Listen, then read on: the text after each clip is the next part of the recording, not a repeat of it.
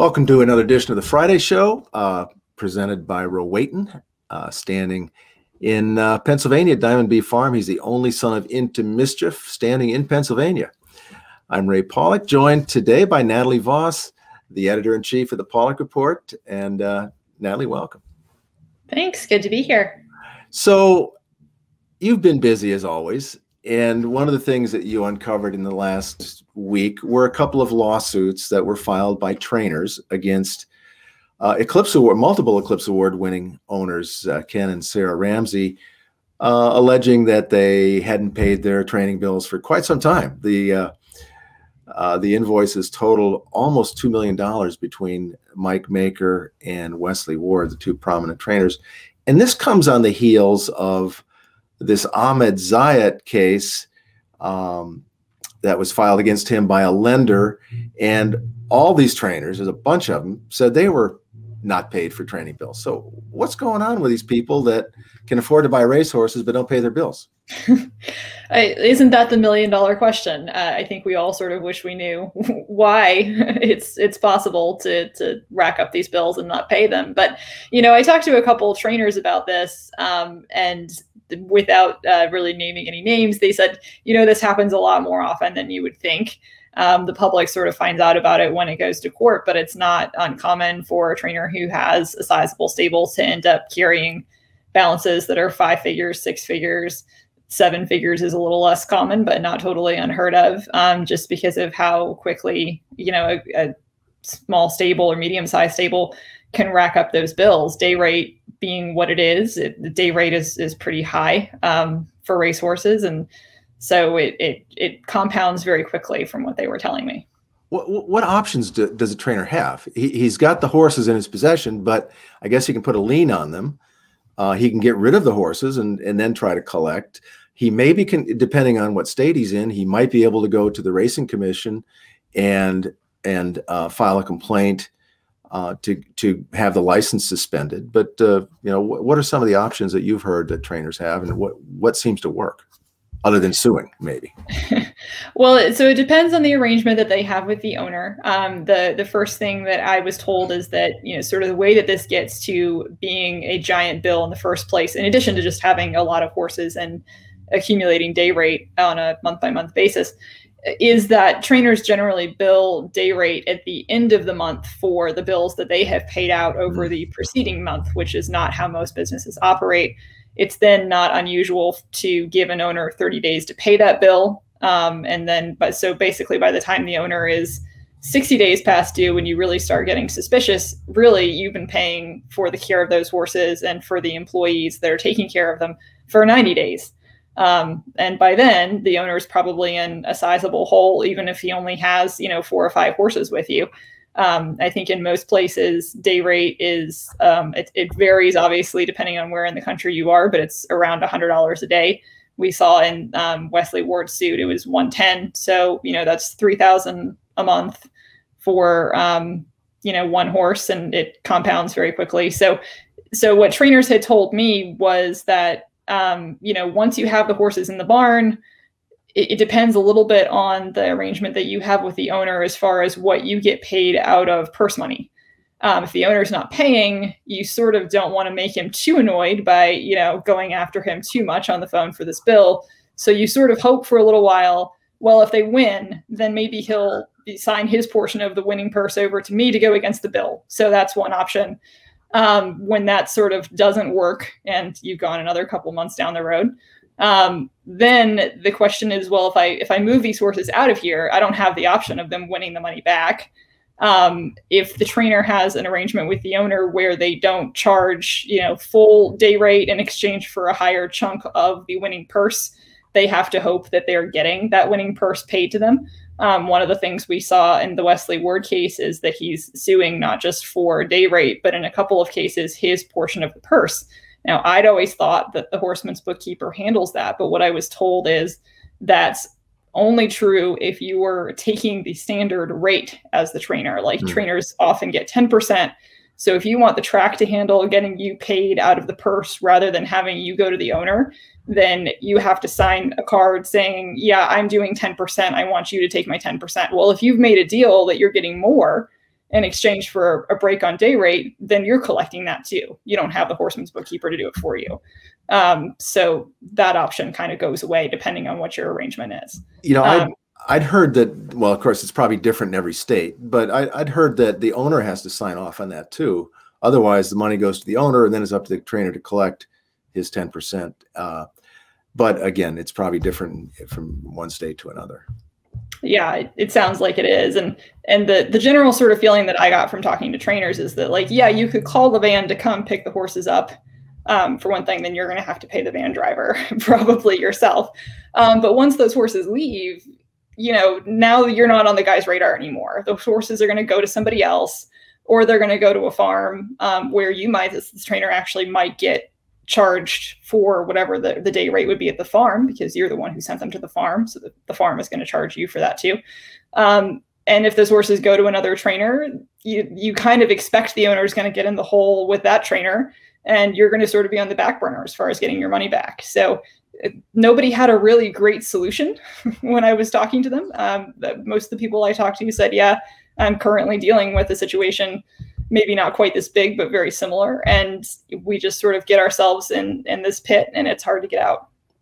I have to say that you and I both talked to Ken Ramsey on this, and I was kind of stunned at some of the things he said. But one thing he didn't say that he did tell another publication, I think it was bloodhorse.com.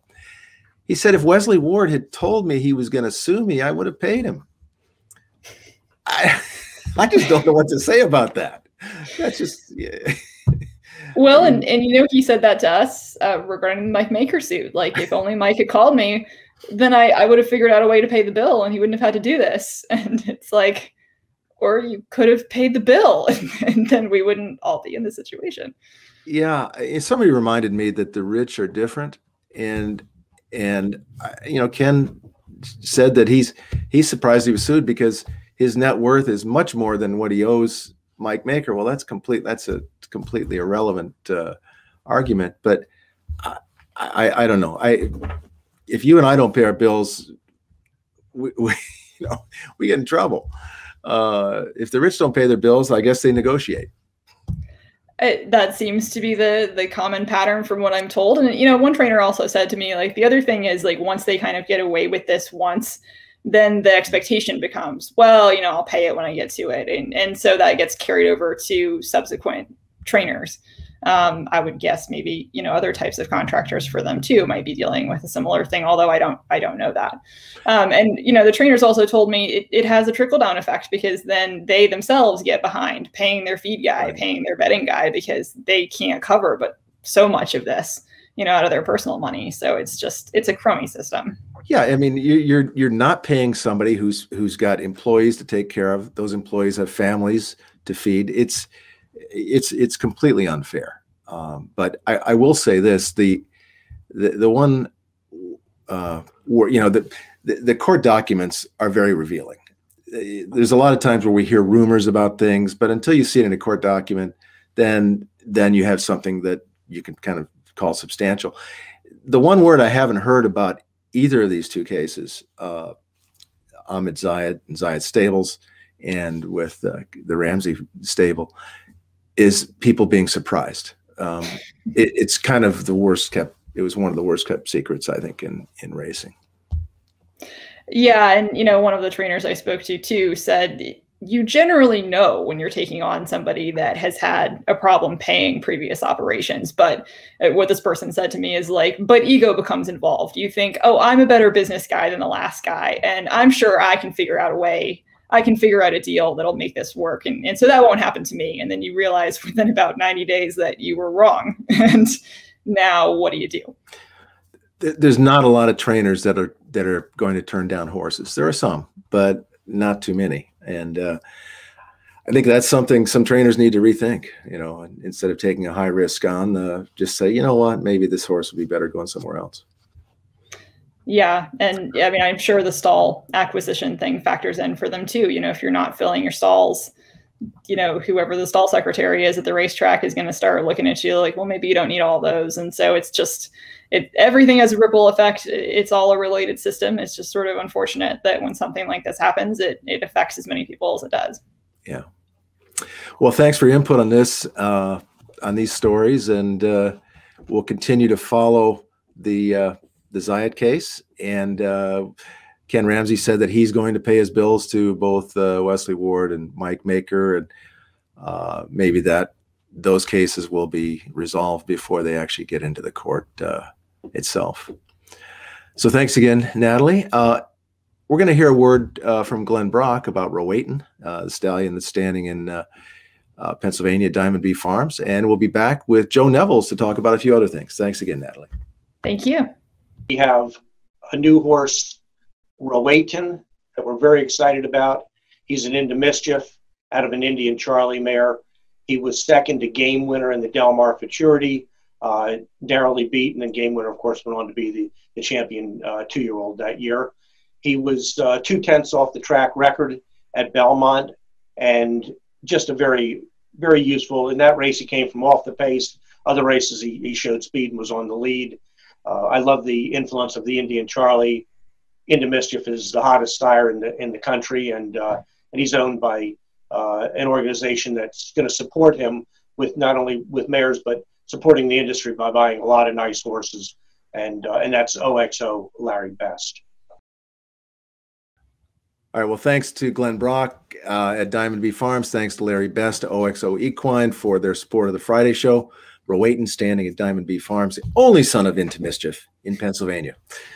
I'm joined now by Joe Nevills, Bloodstock editor of the Paulick Report. We're here for the star of the week, but let's introduce this first. Sheikh Hamdan, one of the great international horsemen, sportsmen of the industry, passed away earlier this week.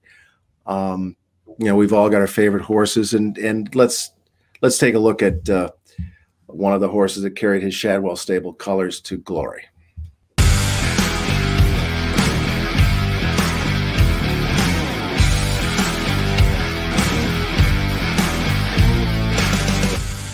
Strikes the front in the classic. Brother Derek running a huge one to his inside. In behind those two now, Inversor's coming on Gately as well down the centre. Bernardini, Inversor's coming with a good run down the centre of the track. Brother Derek tries to battle back along the inside, but Inversor, Bernardini, Inversor and Bernardini in a thriller, but Inversor's got his measure. And Inversor, the Argentinian bred, Uruguayan raced, Inversor has won the classic. Second was Bernardini, Premium Tap running on third. Giacomo came from dead last to finish fourth, just ahead of Brother Derek. The once defeated Inversor. We lost once in South America, undefeated in the United States. Just one of so many outstanding runners to carry Sheikh Hamdan's Shadwell stable silks. Joe, what stands out to you with his his lifetime of supporting the industry, breeding great horses, doing so many different things? Well, as the Bloodstock editor, I'd be remiss if I didn't speak about his giant impact on the auction industry. Always a very high-end buyer in the yearling sales, very commonly buying up to 7-figure horses. One of the horses that wasn't a seven-figure purchase, but one of my favorites was Jazzle. Big horse, 2006 Belmont Stakes winner. He was my horse throughout the entire Triple Crown Trail that year. I remember falling in love with this horse during the Wood Memorial that year when he just came screaming on at the end, finished a good second from nowhere on the screen to come up and really make his place somewhere. Came back in the Kentucky Derby, dead heated for fourth with his usual closing trip.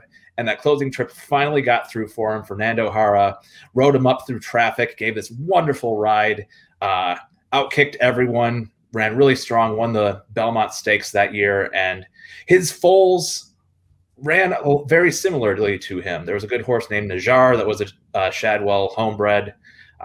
You had that usual closing style, son of Jazzle. He did what he said on the tin every time. He got that closing trip. It didn't always work, but when it did, it was always very exciting. Yeah, those blue and white silks winning big races all over the world. Somebody might say, how do you replace Sheikh Hamdan? You really don't. His commitment was enormous, and his success was outstanding. Great. And big on the Arabian side, too. The UK's leading Arabian owner for boy, I think 16 years in a row and still counting. Just anytime you watch an Arabian race in the UK, you'll see 3 to 5 horses under the Shadwell colors, and it's really something to see. Yeah. All right. Well, thanks for that, Joe. And now you're here to give us a toast to Vino Rosso. Thank you very much, Ray. Over the past few weeks, I've spoken to several breeders about what Vino Rosso brings to the table as a stallion, and so many of them have said that they wanted to add some leg to their mare. I've got another example of just that here with this colt out of the winning pulpit mare Differ. This colt was born on March 15th at Burleson Farm, and his second dam is Grade 3 place stakes winner Contrast. I gave breeder Lynn Burleson a call about the colt, and he said that Vino Rosso's leg was a big part of the equation when he was deciding on a mating for the mare. He said that Differ is a mare with a big hip and not so much leg, so he hoped the scopier Vino Rosso would help balance that out. The foal's still a youngster, but so far he's got all of his father's scope, so mission accomplished. And that's our toast to Vino Rosso. Well, thanks for that, Joe. And here we are in the middle of the 2-year-old sales season. Got the Fasig-Tipton, Florida sale coming up next week. And I understand you've been working on a new project for us that will be available for all the sales this year. Absolutely. It's called the PR Back Ring. This is going to be the replacement for our usual PR special PDF newsletter. We're going more dynamic with it. This is going to be a very mobile-friendly publication, very heavy on visual, audio, stats, very pleasing to the eye and hopefully pleasing to your phones. We'll be making our debut for the upcoming Fasig-Tipton Gulfstream sale. The issue will be coming out on Monday.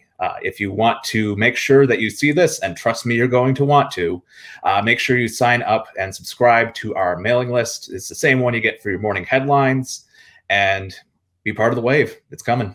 All right, that sounds great. All right, well, that's going to do it for this edition of the Friday Show, presented by Rowayton, standing in Pennsylvania, Diamond Bee Farms. Thanks so much for joining you, and we'll see you next week.